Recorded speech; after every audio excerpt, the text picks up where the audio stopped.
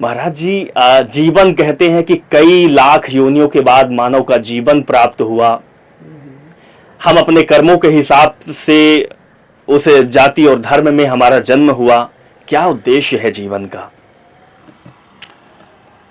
जीवन का प्रथम और आखिरी उद्देश्य है आनंद प्राप्त करना, सुख प्राप्त करना। और सुख कहाँ से कैसे मिल सकता है, इसको अलग अलग तरह से ऋषियों ने राम प्रतिपादित किया है।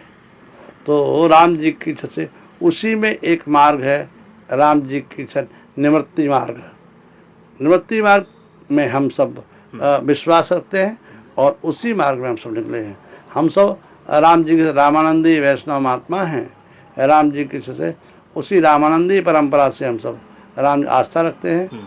राम जी की इच्छा से आज जगतगुरु स्वामी रामानंदाचार्य भगवान का और प्रयागराज की भूमि पर अवतार हुआ था।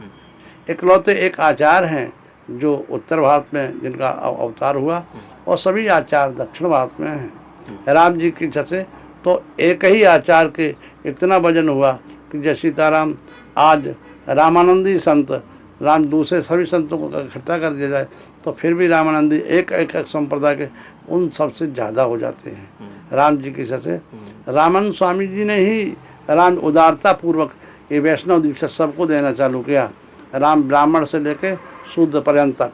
राम जी की इच्छा से तो ये राम जी की इच्छा से आज के 750 वर्ष पूर्व स्वामी जी ने उद्घोष किया था, जात पात पूछे नहीं कोई, हरि का भजे सो हरि का होई।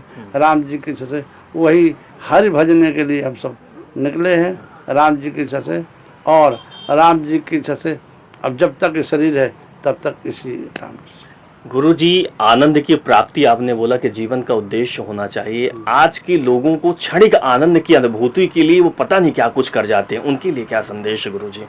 देखो जैसा ना, अब राम जी लोगों की अपनी अपनी कल्पना है, किसको आनंद मान लिए है, मगर आनंद वो है जो आज भी रहे कल भी रहे, सतत रहे राम जी से, उसका नाम आनंद है।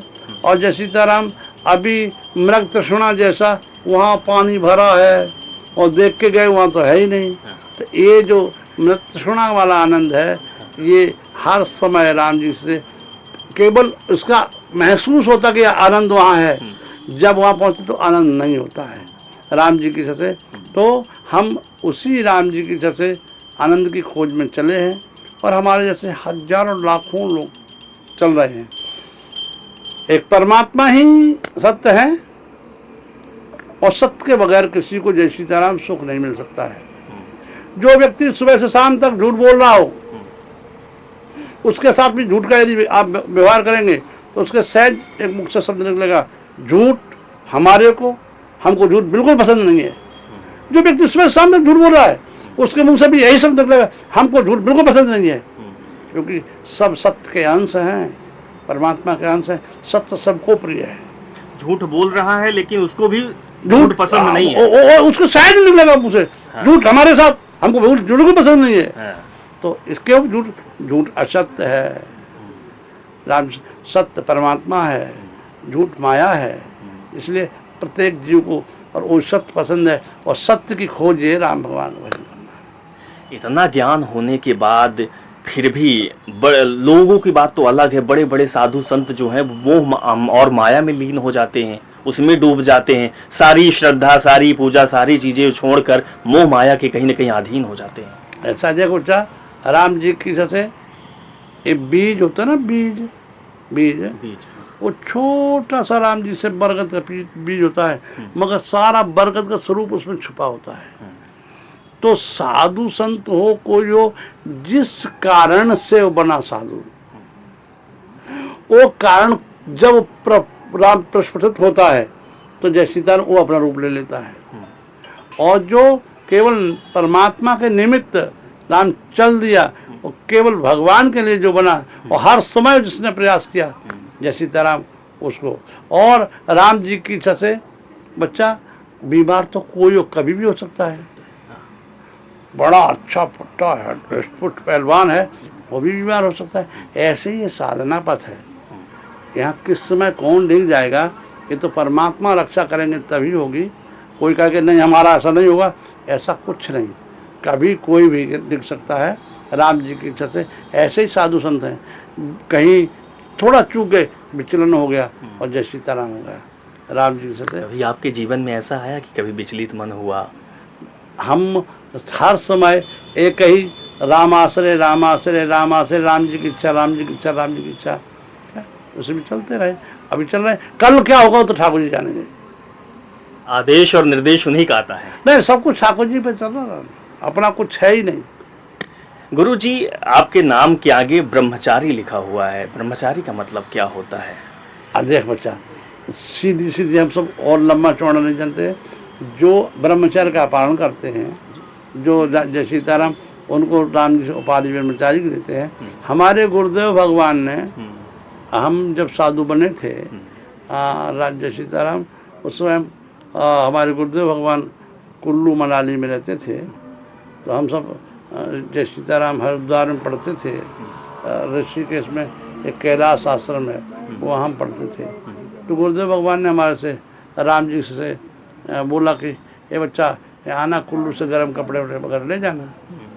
तो हम सब भी चलो गुरु माँ का दर्शन भी हुआ और गर्म कपड़े ले आएंगे। तो कुल्लू के दशहरा के टाइम हम सब वहाँ गए। तो जय सीताराम, वहाँ एक रामशिला करके स्थान था, वहाँ कुछ संतों की जमात रुकी थी। हम सब वहाँ गए, दर्शन किए संतों का। तो हमारे जो गुरुदेव भगवान से दूर वाले थे जो हमारे, तो वो उन्होंने आवाज़ लगी, आइए ब्रह्मचारी आओ बच्चा।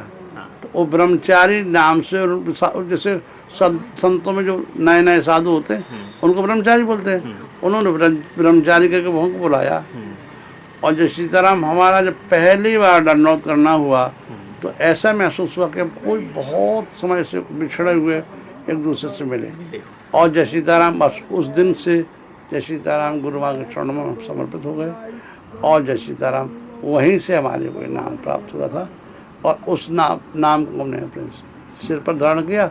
और सनकादिक ये हमारी परंपरा है, तो परंपरा का हम जैसे सर नाम जिसको बोलते हैं, हाँ ना, यह सर हमारी परंपरा है, सनकादिक परंपरा हमारी। गुरु जी, हमारा आपका संवाद बहुत लंबा हो गया, क्योंकि ये आपके जो भक्त हैं, दर्शक है, वो भी चाहते थे कि आपसे कुछ ऐसी बातचीत हुई।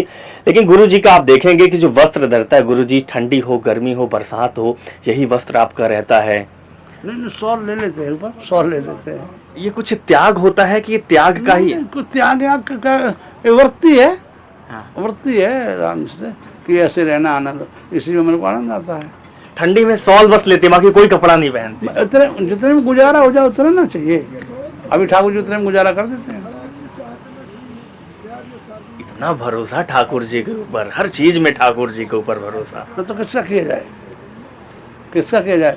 ये डॉक्टर भी बोलता है, ए भाई जय सीताराम अब कुछ नहीं हो सकता है, ऊपर वाला जो करेगा।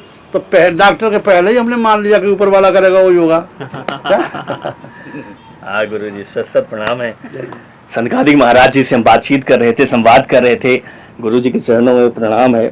और गुरु जी से बातचीत करने पे कहीं ना कहीं जिस गुरु जी ने एक चीज बोली है कि जीवन का उद्देश्य आनंद की अनुभूति, ये हमारे जो संवाद चला है तो आनंद की अनुभूति होती है। और इस सफर को तय करना इतना आसान नहीं होता है, ये त्याग करना इतना आसान नहीं होता है। और जब भरोसा उस परमात्मा पर हो तो कोई कुछ भी नहीं बिगाड़ सकता है। गुरु जी यहाँ पर महायज्ञ कर रहे हैं, गुरु जी के सानिध्य में यज्ञ कर रहे हैं, लेकिन गुरु जी कहता है कि हम नहीं कर रहे हैं, कोई यहाँ पे धंधा सेठ नहीं कर रहा है, कोई राजनीतिक व्यक्ति नहीं कर रहा है, ये तो सब प्रभु की इच्छा है, प्रभु करवा रहे हैं, प्रभु की जो इच्छा है वो हो रहा है। तो आप लोग भी आइए, इस महायज्ञ में आहुति दीजिए, शामिल होइए और साक्षात भगवान के दर्शन करिए। क्योंकि जब यहाँ हजारों साधु संत एक साथ यज्ञ करेंगे, जब लाखों की संख्या होगी, तो आप सोचिए कि वो तस्वीर कितनी अनोखी होगी, कितनी अद्भुत होगी, कितनी आकर्षक होगी। गुरु जी का आशीर्वाद प्राप्त हुआ है और ये सब तो भगवान की माया है, सब भगवान ही आदेश दिए हैं। और जो भगवान के आदेश से चलने लगा तो फिर सारे आदेश फीके पड़ जाते हैं। स्वागत है आप सबका रीवा के झरबदरी धाम में, जहां पर 7 दिसंबर से महायज्ञ होने वाला है और बेहद ही अनोखी तस्वीर निकलने वाली है। यकीन मानिए कि आपके दिल, दिमाग और आत्मा को शांति की अनुभूति होगी जब आप इस धाम में आएंगे। बहुत बहुत शुक्रिया। और इस पूरे संवाद को हमारे बड़े भाई ज्ञानेंद्र सोनी जी दिखा रहे थे, गुरुजी से हमने बातचीत की, बहुत सारी चीजें हुई। अगले आगे भी हम बातचीत करेंगे और आप लोग हमारे साथ जुड़े रहें, क्योंकि हम यहां से और सारी चीजें दिखाएंगे, क्योंकि ये सनातन की जो परंपरा है उसमें हम साथ चलेंगे और एक साथ निभाएंगे। नमस्कार।